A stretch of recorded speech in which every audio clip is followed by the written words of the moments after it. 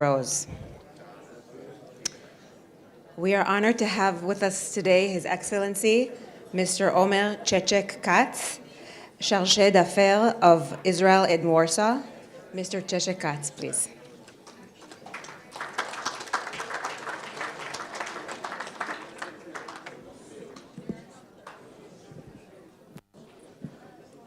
Good evening.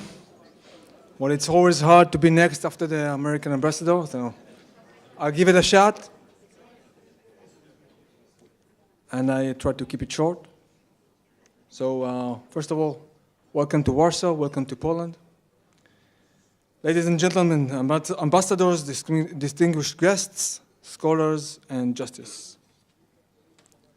It is a profound honor to stand here today, representing the State of Israel, together with an audience of 160 participants from 19 different countries.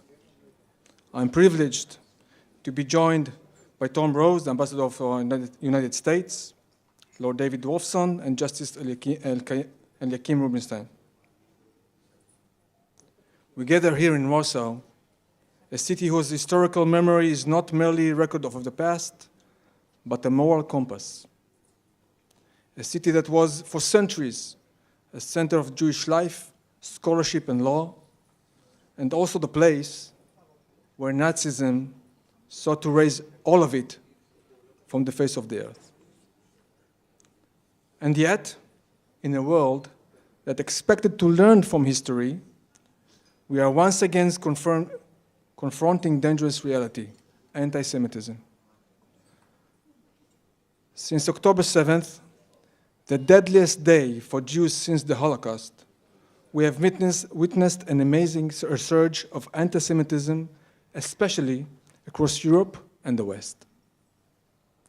It's not only the rise in incidents, it's the removal of masks.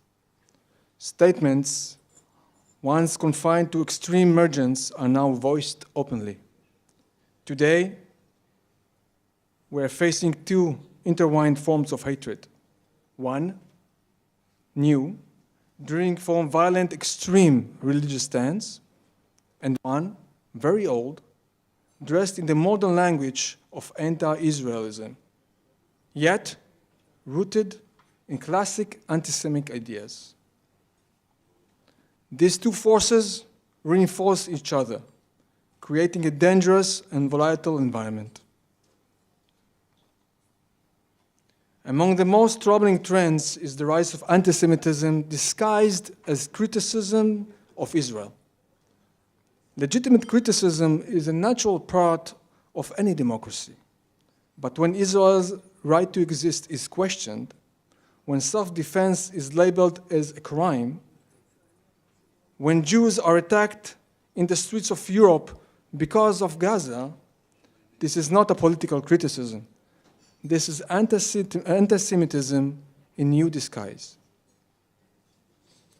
This hatred now appears across multiple arenas: physical space, assaults, vandalism, intimidation, digital space, torrents of incitement, conspiracy, public and academic discourse, banning Israelis and Jews, politics, cynical use of anti-Semitic tropes for influence and power.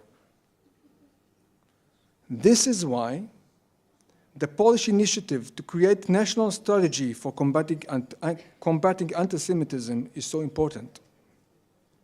Its true value will be measured not in declarations, but in action. In education, enforcement, responsible public discourse, and action against anti-Semitism, both explicit and disguised. From Israel's perspective, there's also a deeper layer to this discussion. Around the world, people often use the English term Star of David. But the accurate translation is not a star, it is Magen David, the shield of David. And that meaning is not accidental.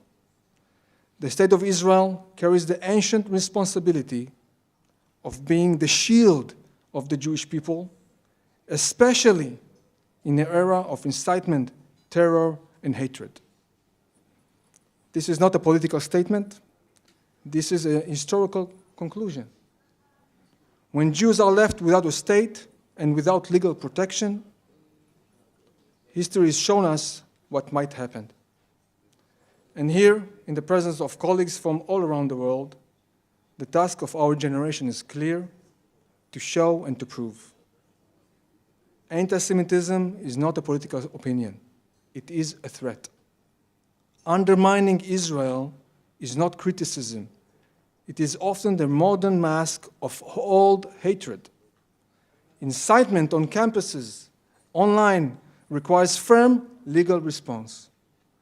And national strategies against anti-Semitism are essential for the future of any democracy and the free societies.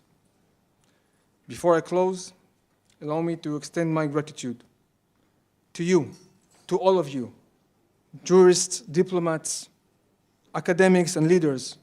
Thank you for your deep engagement, your commitment, and your daily work in crucial struggle.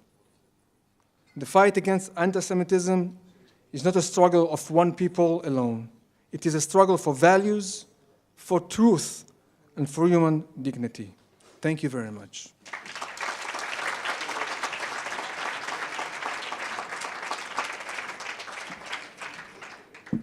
Thank you very much. We will now whet our appetite with first course, and before main course, we will have our keynote address from Lord Wolfson as Bon Appetit, Beteavon.